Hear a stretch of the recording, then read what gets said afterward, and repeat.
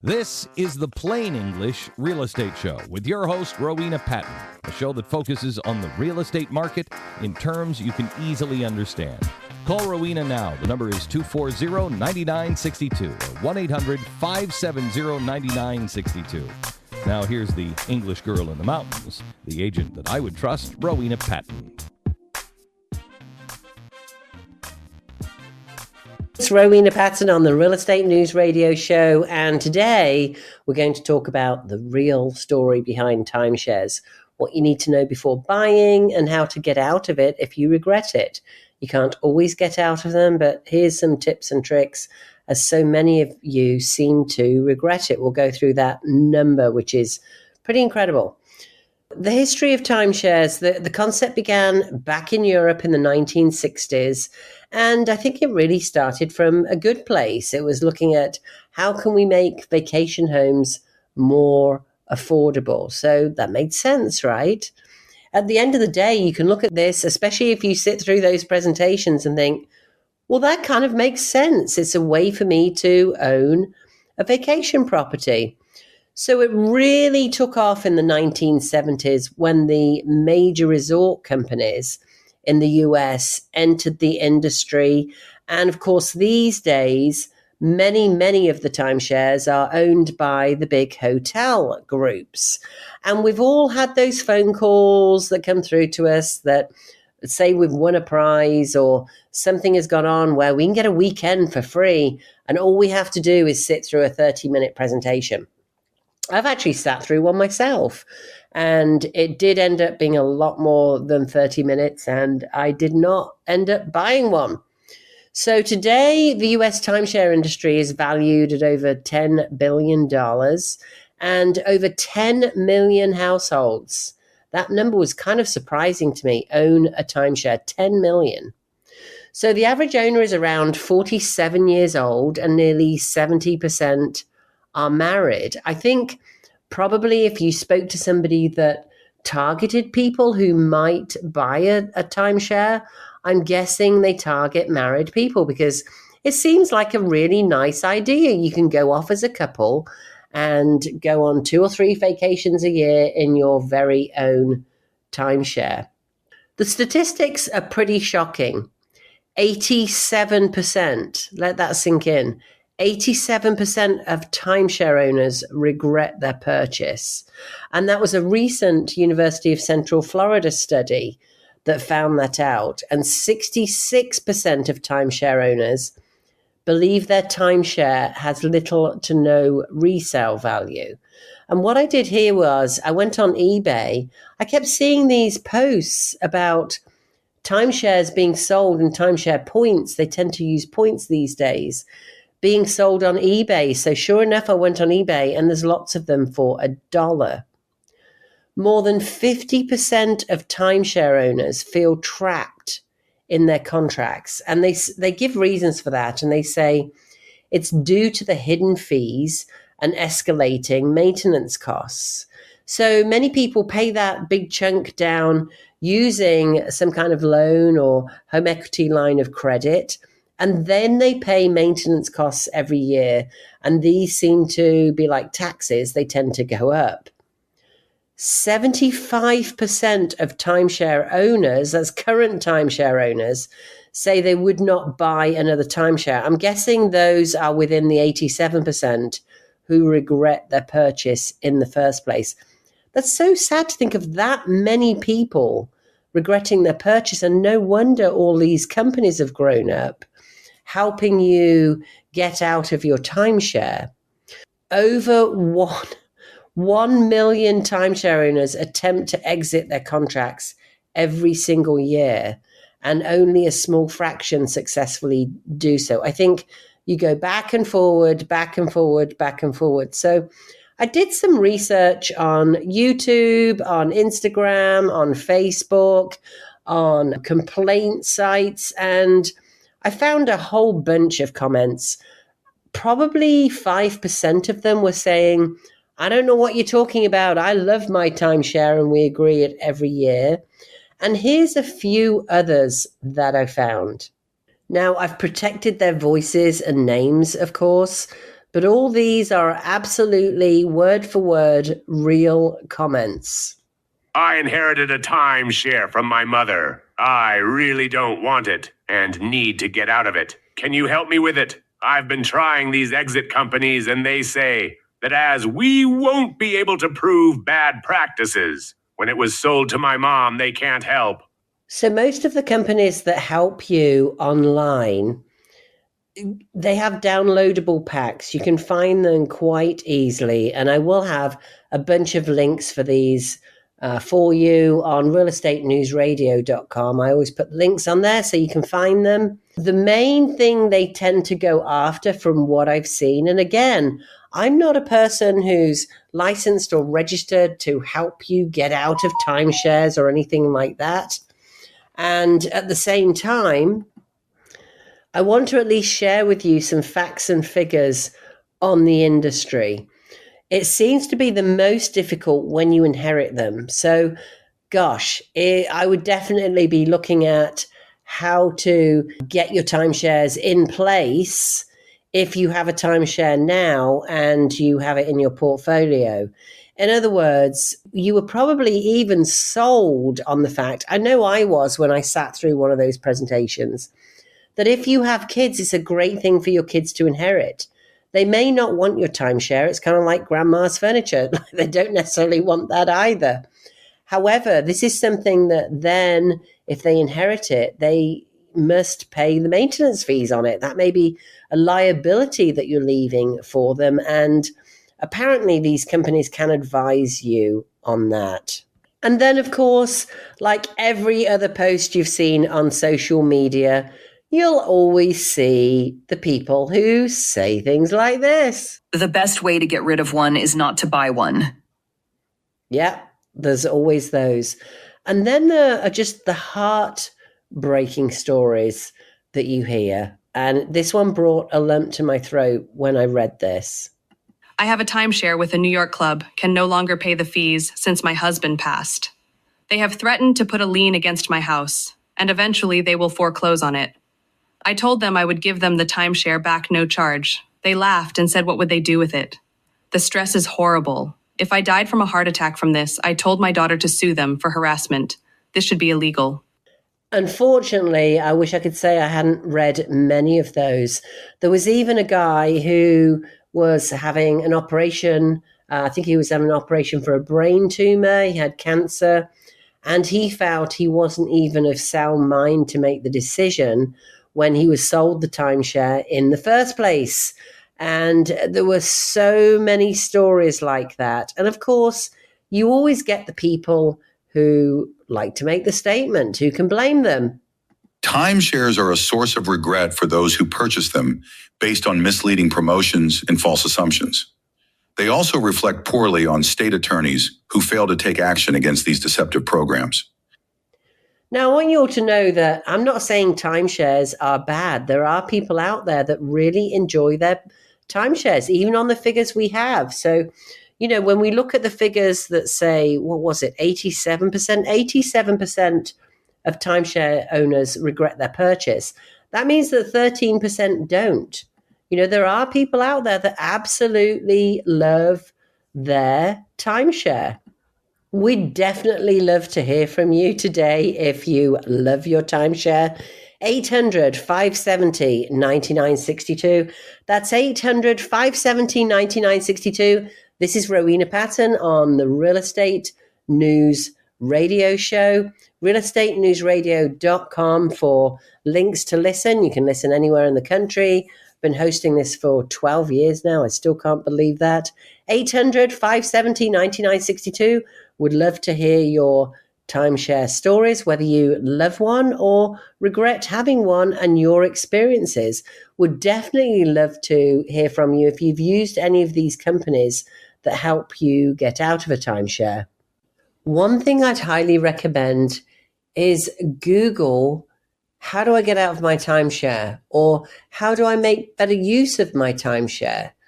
Show me people who love timeshares. Go on Facebook and search timeshare groups. There's so much information in there. There's so much information on Reddit. Go and do your own research on eBay and see who's selling timeshares, especially if you want to buy one, apparently. That's been suggested too in everything I'm seeing. But make sure you really do some really good background research first. So here's some common reasons for regret, and I'm not sure any of these are really going to surprise you. Unexpected costs, including maintenance fees that increase annually. You know, it's one thing where you know how much you're paying. You can say, okay, we'll have this paid off over 5 years, and it will save us all of those really expensive vacations.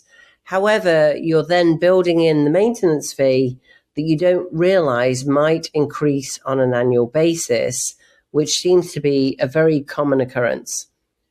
Difficulty in booking vacations due to a limited availability.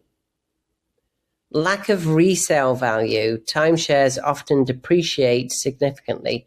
Again, go look on eBay and find these where you can buy them for $1. There's a number of them, and if you're thinking about a timeshare, that might not be a bad place to start. Contracts that make cancellation or resale extremely difficult. Here's a couple of examples I found.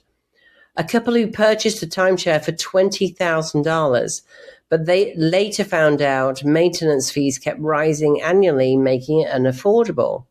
They were unable to sell it due to lack of demand. A retiree who was pressured into a timeshare presentation and signed under duress only to realize later that their financial situation could not sustain the ongoing fees. Of course, you could say that about anything, where you go to a presentation and you're sold something and later, maybe you can't really do it and you're not within that 30-day limit or whatever it is in your state where you can take back the sale. You've heard the pitch before. Come to our presentation and we'll give you a free vacation or an amazing gift. It sounds too good to be true, right? Well, that's because it often is. Welcome to the sales pitch versus reality. Today we're pulling back the curtain on those high-pressure sales tactics that promise the world but don't always deliver.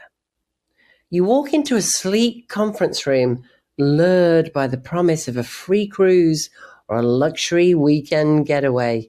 Many of us have been there.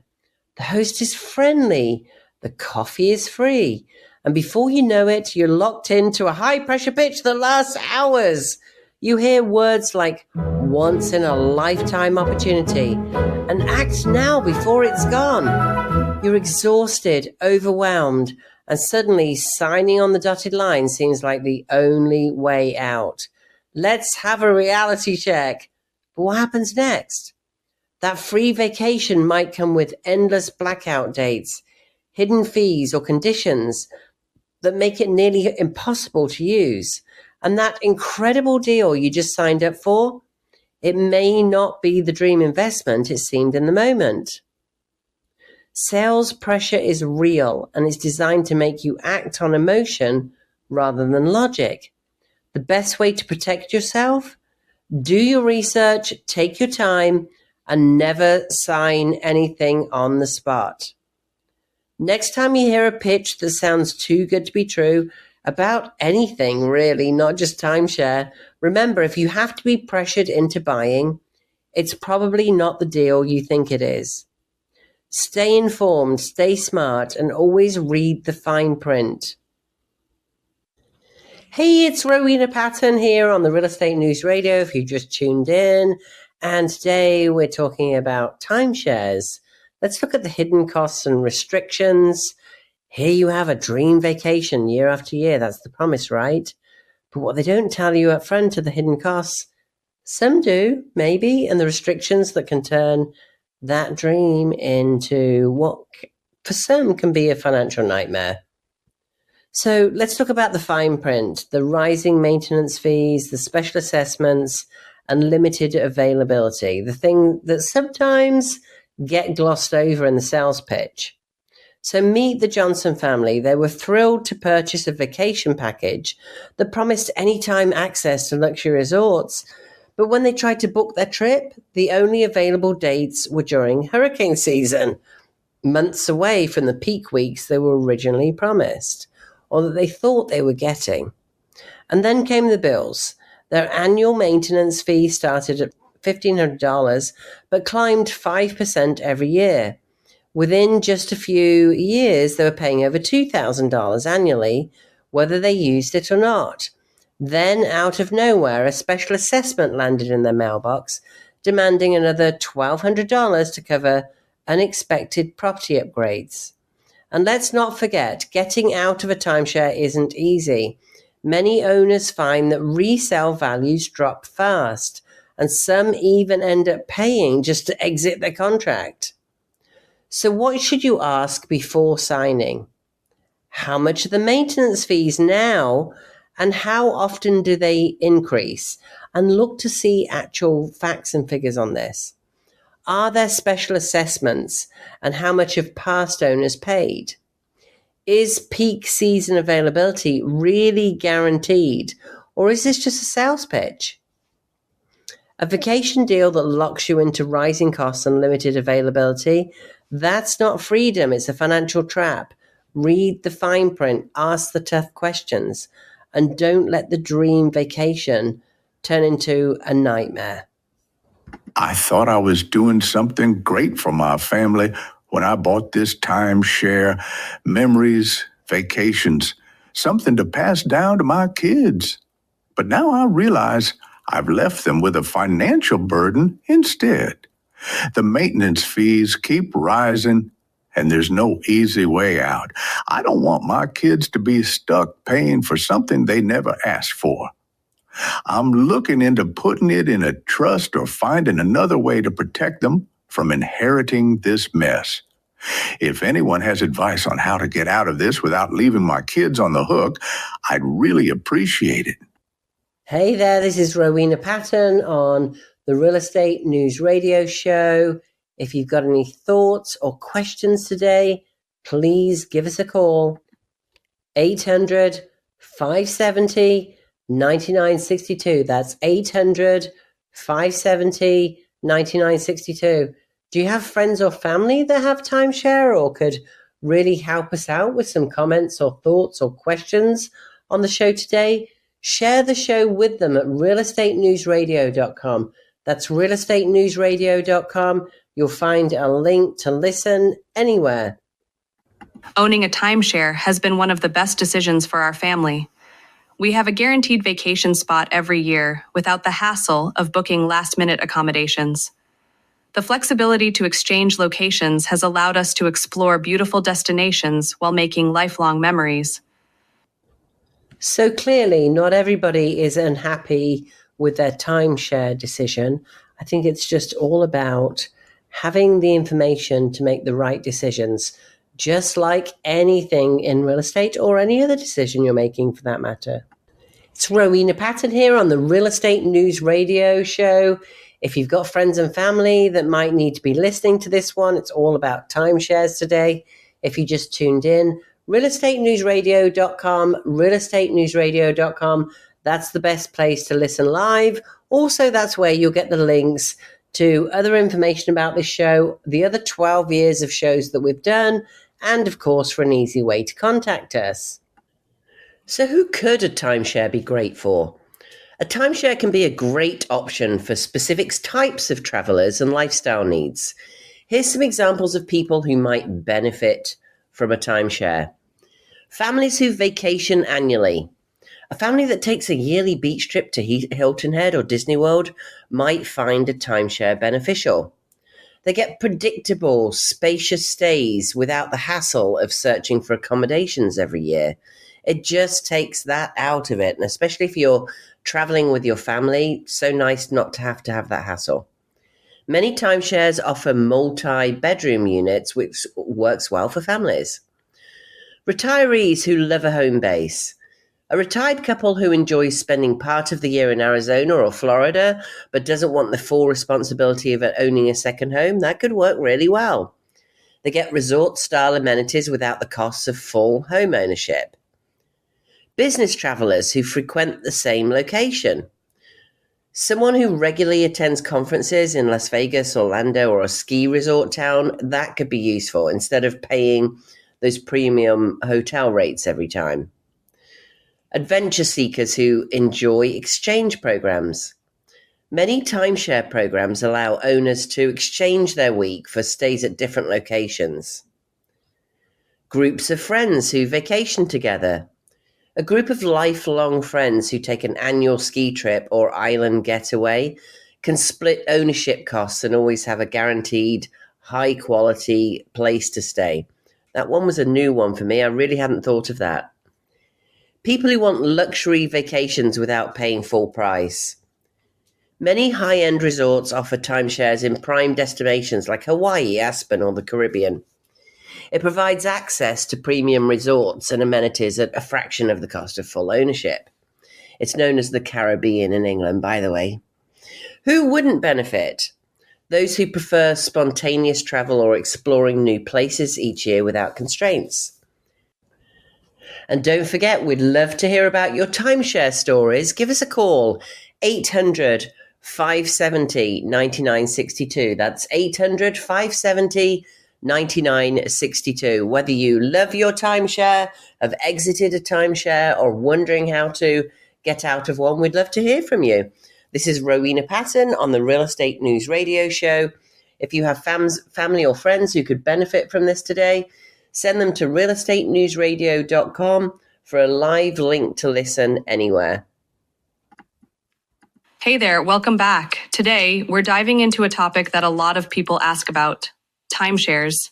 You've seen the ads. Maybe you've even sat through a presentation for a free vacation. But before you sign on the dotted line, do you really understand what you're agreeing to? Let's go over the rescission period. Your get out clause. This is something some people don't know. If you sign a timeshare contract and immediately regret it, you might have an out, but it's time sensitive. The rescission period is a legally required cooling off time that lets you cancel the contract with no penalty. It varies by state. In Florida, you have 10 days to back out, but in other states, it could be as little as 3 to 7 days. And here's the key. Timeshare companies won't remind you of this. If you change your mind, you need to submit a written cancellation request before the deadline. So, if you're ever at one of those high-pressure presentations and get caught up in the moment, just remember, you do have time to rethink it, but don't wait too long. Now let's talk about what you're actually signing up for. Not all timeshares are created equal.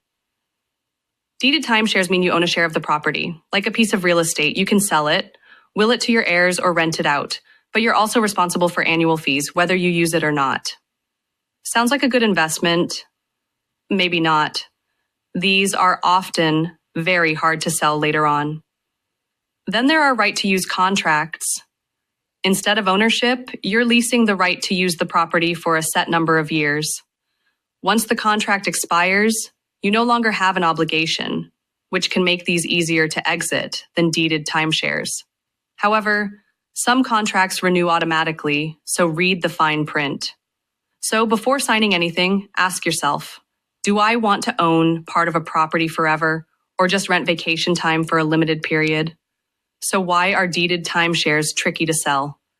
Here's where things can get more difficult. Many people think they can just sell their timeshare like a house. Not so fast. Deeded timeshares are permanent, they don't expire, and that means you're on the hook for maintenance fees for life. Many owners try to resell, but the market is flooded with people trying to get out. Some even list their timeshares for $1 and still can't find buyers. If you stop paying, resorts can send you to collections or foreclose. Yes, even on a timeshare. Some resorts offer exit programs, but often these come with additional fees or conditions. Make sure you read the paragraph about the exit plan when you are signing up. So what's the bottom line? A timeshare can be great if you understand the contract. But if you're thinking about one, be very sure you're willing to commit for the long haul. So what are some resources if you have a timeshare? One of the big marketplaces is called Redweek, redweek.com, and they deal with renting out your week, booking your next trip, maybe exchanging or renting directly from an owner, and also selling your ownership. So if you click on Sell My Timeshare within the Redweek site, what you'll find is you have all kinds of opportunities on there. And the main two are do-it-yourself basic. So that's about advertising on there and doing it yourself, basically. And they say, we advertise and bring buyers to you. You'll personally finalize contracts and details. And that's about $60 with no commissions. And then they offer, as at this broadcast, a full service for $125, and then it's plus $8.99 or 3% of the price only when sold. And they say, we create and verify your posting for you while helping with prices and managing negotiations. And of course, there are many companies that you can use for this as well. And there's all kinds of details at the bottom of there. What's the process for selling my timeshare? How should I price my timeshare? They do have a What's My Timeshare Worth valuation tool. Obviously, I would do your own research on that as well as looking at that one. And also, there's a piece on being behind on your maintenance fees and figuring out whether you can still sell your timeshare. And that's where it goes to the full service resale option. And actually, they're saying the full service resale option wouldn't be available until the fees were caught up, although you're welcome to try and sell it on your own. That's if you are behind on your maintenance fees. So there's all kinds of travel tips and guides on there. And of course, you can sell it yourself on eBay, Facebook Marketplace. There's all kinds of places where you can do that. I would encourage you to go to redweek.com and have a look at the owner resources. They've got travel guides and tips. It will also tell you where to find a timeshare to rent, how to rent your timeshare. You can look at all inclusive. You can look at beaches. You can look at golf, kid friendly, pet friendly, theme parks, all kinds of things on there. You can also buy timeshare points. Many of them operate on a point system now. So if you need to sell your points or buy some points, they have tips and tricks for that as well. So well worth a look at that one. Welcome back. It's Rowena Patton. Good morning. Good morning. It's another Saturday morning full of promise. And you're tuned in to the Real Estate News Radio Show with me, Rowena Patton. Whether you're listening live on the radio or catching this later on the podcast, I am thrilled you are here. Today we're talking about two things, both the timeshare industry and buying a second home. Maybe you've dreamed of that mountain cabin. People think there are a lot of cabins in the Asheville area. There aren't too many. There are some log homes and a few cabins, but really think about how far out you are. Maybe it's a beach house. Maybe it's a quiet lake retreat. We're about to list one of those, actually, in the next week or so. Maybe you're thinking about investing in a property that can bring you some rental income. Now, here's the thing. You knew I was going to say this. Is buying a second home really a good idea? What kind of real estate agent am I asking you if it's a good idea to buy a home? An honest truth for one. What do you need to consider before making that move? How do you finance it? What are the hidden costs you may not have thought about? We're covering all of that and more today. So whether you're sitting on your porch with a cup of coffee, out running errands, or driving to check out open houses this weekend, stick around. This is going to be a packed episode full of practical information to help you make a smart decision. So why do people buy a second home? All right, let's start with the big question. Why do people buy a second home? What's the motivation? Well, it usually falls into one of three categories: personal use, investment, or a future retirement plan. It's kind of an interesting one. Let's break these down. So a vacation home, and some of these obviously are based around your age. You know, are you setting out with a new family? Are you getting older in years and just want that vacation spot to get away to? So you've got that favorite getaway spot, the mountains, the beach, a lake house, and instead of paying for vacation rentals every year, you think, why not just buy a place? You want to create a place for family gatherings, a home where memories are made and passed down through the generations.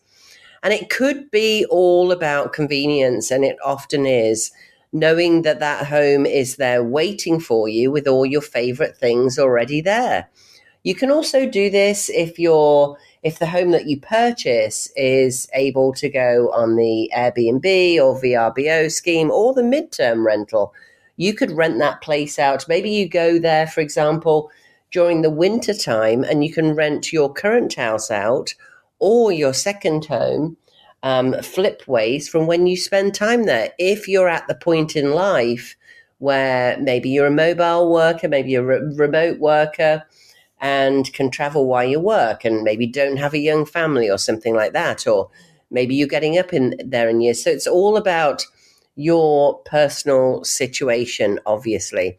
And if you have plenty of moolah and you just want your place sitting there and your toothpaste ready when you go, and not have to take, if it's a warm place, the bikini, or if it's a chilly place, the sweaters, those things can take up so much space, and you just want to grab a bag and go, that can be a really great thing. Of course, there are so many less expensive flights around now. I'll give you one example of one.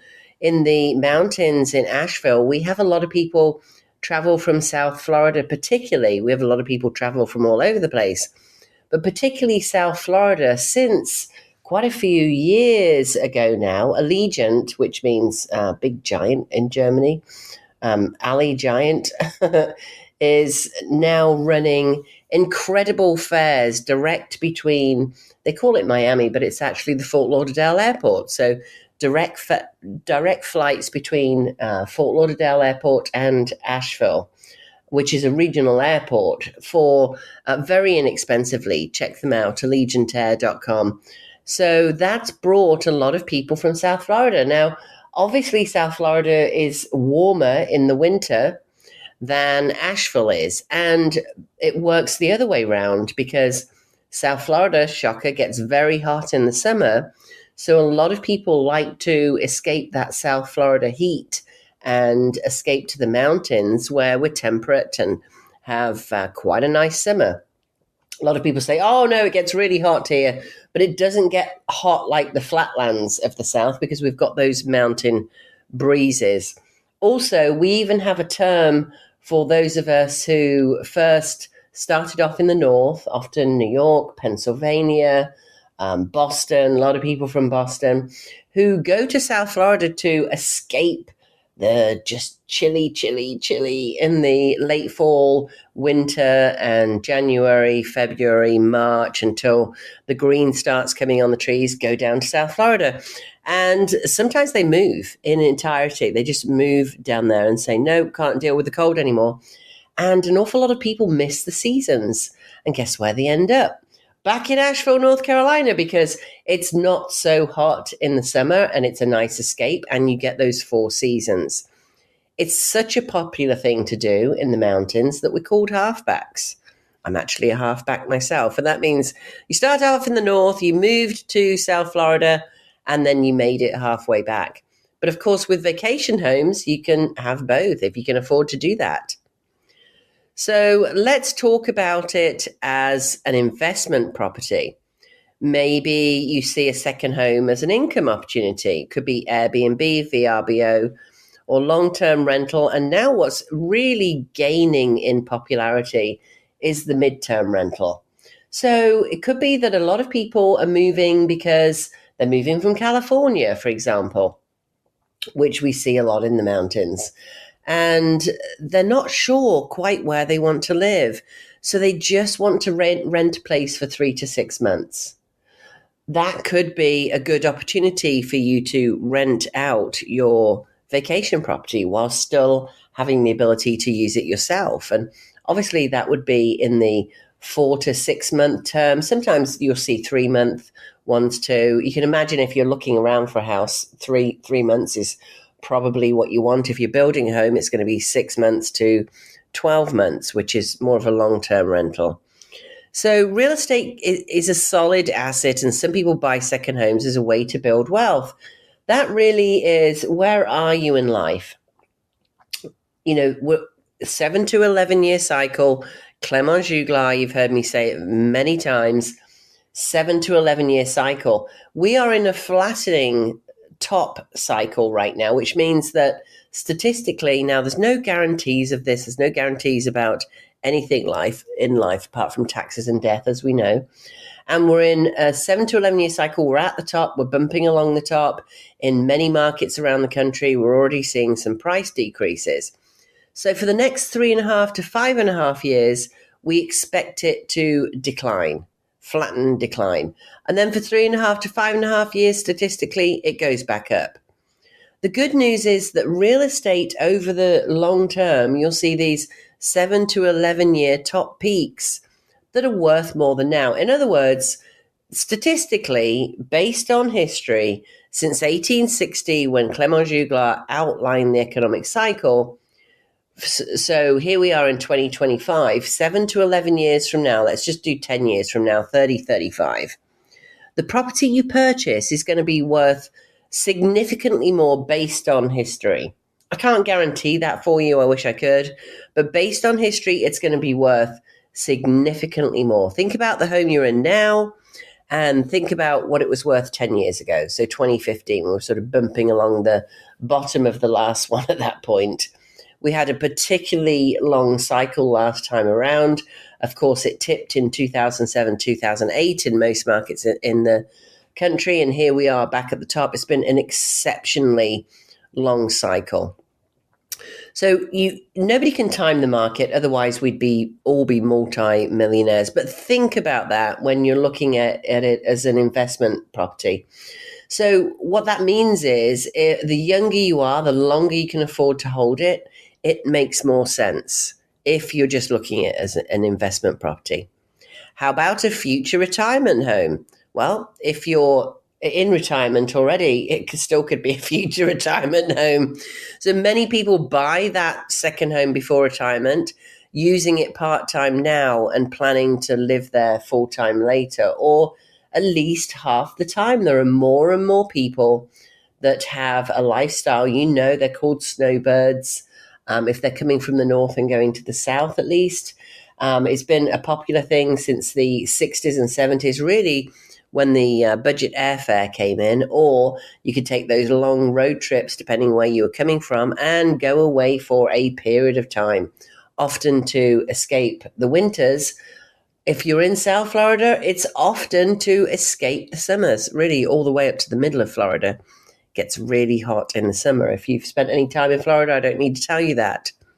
So, people love to go to the north or go to the mountains. We are south in Asheville, of course, but we get those mountain breezes, just keeping it a little bit more pleasant. So before you even start looking, ask yourself, why do I want this second home? Because your answer will guide absolutely everything from how you finance it to your tax strategy. Let's do the fun stuff and talk about affording a second home. Let's talk money. Let's talk dollars and cents, because the biggest mistake people make when buying a second home is underestimating the cost. It's not just about affording the mortgage. There's a lot of hidden costs that can sneak up on you. So mortgage and financing, second home mortgages often require a larger down payment, typically 10 to 20%. So speak with your mortgage broker, credit union about that. Interest rates for second homes are higher almost always than your primary residence. If it's classified as an investment property, you may need at least 20 to 25% down. Then there's property taxes and insurance.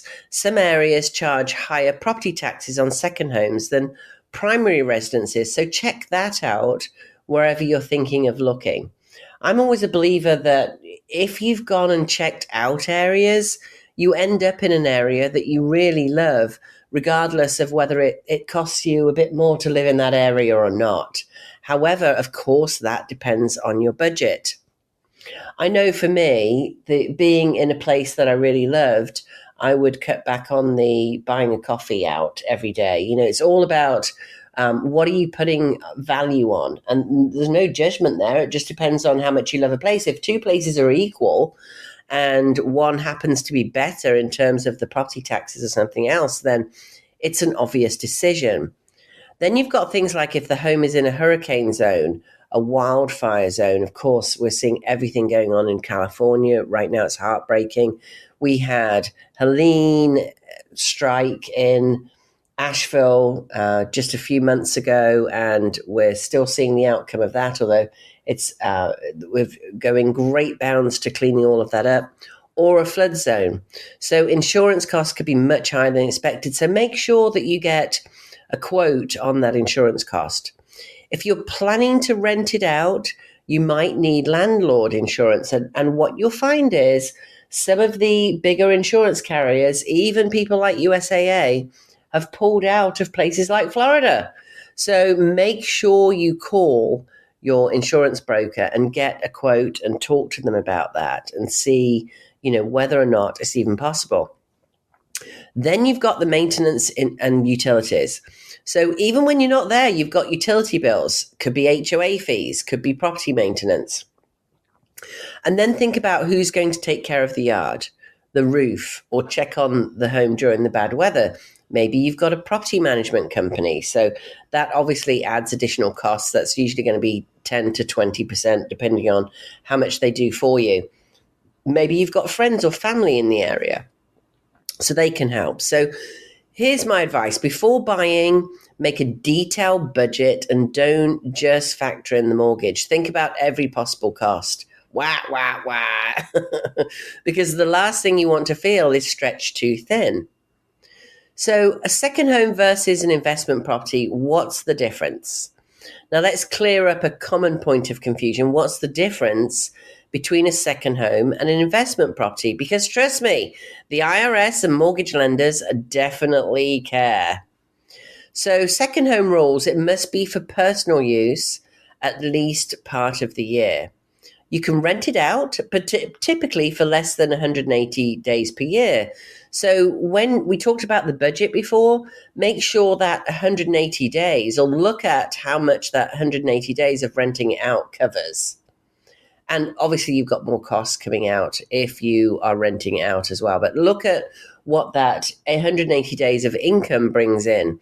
It could be that with two properties, if you rent both of them out, I know how scary that sounds, but it could have you paring down in your home and all your stuff and things. You could be one of those 40 or 50-year-olds that's in the, or particularly 50 and 60-year-olds that's in the 4 or 5 bedroom home where you raised your kids and you're paying so much on utilities because you're keeping that home for the kids to come home to. It could be that you could right size. Just think about that. Right sizing. We used to call it downsizing. I like to call it right sizing because there's nothing wrong in getting a home the right size for you. Could be that you could be right sizing in your current home. And if you're thinking about that, we can find you agents all over the country. 828-333-4483. 828-333-4483. We've got agents standing by 24/7. If you're listening to this on the podcast, after the live broadcast, we've still got people standing by to take your call. So we can help guide you through that, find you the right agent for right sizing your current home and using the equity from that to buy a home that's your second home. It's somewhere else. And we can help you with all the budget and looking at what that looks like too. We're about to have an app module on that. We have an app called Listing Royalty. We're about to have an app module on the difference between a second home and whether it looks like an investment or a personal home and what that looks like. So wherever you are in the country and in Canada too, we can find you a great agent for that. Rowena Patton here, Real Estate News Radio, brokered by eXp Realty, 828-333-4483. Let's talk about it as investment property rules. If you rent it out for more than 180 days, It's an investment property in the eyes of the IRS. It doesn't matter if it is really a personal property. If you rent it out for more than 180 days, half the year, in other words, it's an investment property in the eyes of the IRS. It requires a larger down payment and higher mortgage interest rates. You'll owe rental income tax, but, and here's the but, you can deduct expenses like maintenance and property management. So you have to think about that. So if your plan is to rent it out full time, be honest with your lender, because calling it a second home when it's actually a rental could get you into trouble. Let's look at the tax benefits and the pitfalls. You can deduct mortgage interest on a second home, just like your first home. If you rent it out for less than 14 days a year, you don't have to report that as rental income. So here's the deal. If you rent it out for more than 14 days, you must report the income and pay taxes on it. Selling a second home means capital gains tax, unless you've lived in it for 2 out of the last 5 years. Now, I'm not a financial advisor, so always check all of this out with your financial advisor, because things may have changed by the time you're listening to this. So the bottom line, second homes can have great tax benefits, but only if you understand the rules. All right, so that's a wrap on looking at second homes. I hope that helps, and would love to talk to you about your long-term goals, financial situation, tax implications, getting you with the right people to really understand those financials on there. This is Rowena Patton on the Real Estate News Radio Show. You can give us a call anytime at 828-333-4483. We have people standing by 24/7. And yes, we really do get calls at 1 a.m. No, I won't be awake for it, but I will be returning your call. Well, thank you for listening today. We've covered a lot, whether it's the ins and outs of timeshares, the dream or a reality check of buying a second home, or simply preparing to sell your current home. There's always something to know and learning opportunities in the real estate world. But let's talk about your next move. Wherever you are in the country or Canada, give me a call at 828-333-4483 and I'll connect you with a rock star agent who can help you really navigate that process. It does make a difference. You need experience in this market, guys. I know you're probably tired of hearing me say this at this point, but you really do need experience. I'm sorry if you're a daughter who got her real estate license last week. You probably want to have somebody mentor you through that sale. If it's your parents selling the house right now, this is not a market to practice in. So, just get connected with the right agent. If you've got somebody in your family that's a real estate agent, that's great. And they've got lots of experience. Fantastic. If they haven't, then just make sure that they're partnering with an agent that's got some, real experience out there. So there are options. If you're thinking about selling, you've got options. Maybe you're thinking, I don't want to deal with real estate agents. Who wants to deal with real estate agents? Showings, lockboxes, or even a for sale sign in my yard. Well, you don't have to. With our full market value cash offer, you can skip the stress, avoid the uncertainty of the market, and get the majority of your equity in as fast as 14 days. That's right. No waiting around, no contingencies, just a straightforward sale. Now, if you want to wait it out for 90 days, maybe you're concerned that you want to make sure that you can find your new home or something like that, you can stay in place. Here's the best part. You're not just walking away with that first check. We then sell your spruced up home. We go in and we basically flip it for you. Our funding partner upfronts the money to do that for you. Then you'll get a second profit share check. This all came from certified pre-owned homes that I started running back in 2007 when I got into real estate. I couldn't understand why all these properties were falling out. So it's very common for over 30% of properties to fall out. Yes, you heard me right, 30%. So by going CPO, whether you do it yourself or do it through the cash CPO, you can do this yourself too. Get the inspection up front. It's so important, guys. And if you can afford it, get the appraisal as well. Give me a call. I'll talk you through all of this. I've got actually a free chapter of my book right now is going live on the app next week. I can share that with you as well. You can read through it and do it yourself if you want to. That's just fine. I'm all about equipping you with the right information so you can make the best choice for you. It's a really good thing to be able to do that. So that's how we maximize the value of your property. And buyers are more likely to want to buy your home because it's been inspected, because it's been appraised, and it's all been cleaned up. We're just working on one right now that's under contract that we're very happy about. So maybe you're thinking of buying that second home. Let's talk strategy. If today's show got you thinking about buying a second home, let's set you up with a property drip. That's when you get properties that meet the kind of budget that you're looking at in the area where you're looking. Give us a call, 828-333-4483, wherever you're at in the country, and I will help you get set up with that. I can connect you with an expert in your area that knows the ins and outs of second home financing, tax benefits, rental regulations. Not all second homes are treated the same, as we've gone through today. Whether it's a true vacation home or an income generating property, you want to make sure you're making the right move for your financial future.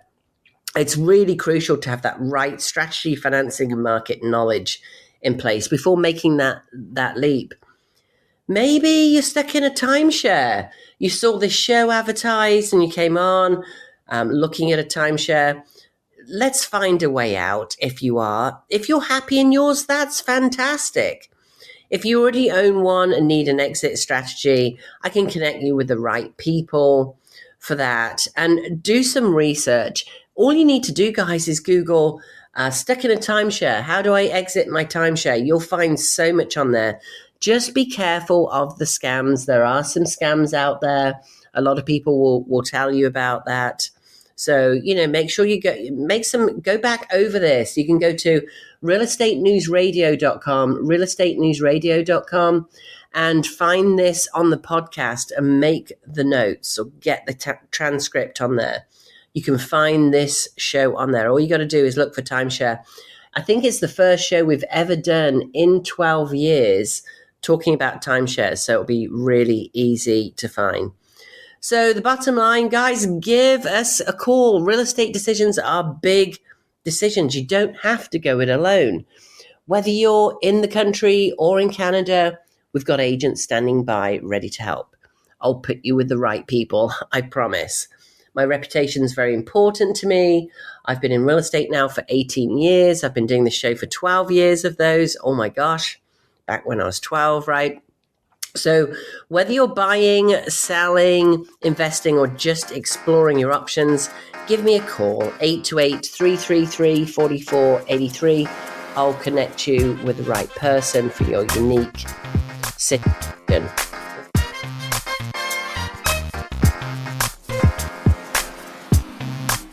This has been the Plain English Real Estate Show with Rowena Patton. Visit Rowena and post your questions at radioasheville.com or call her at 828-210-1648.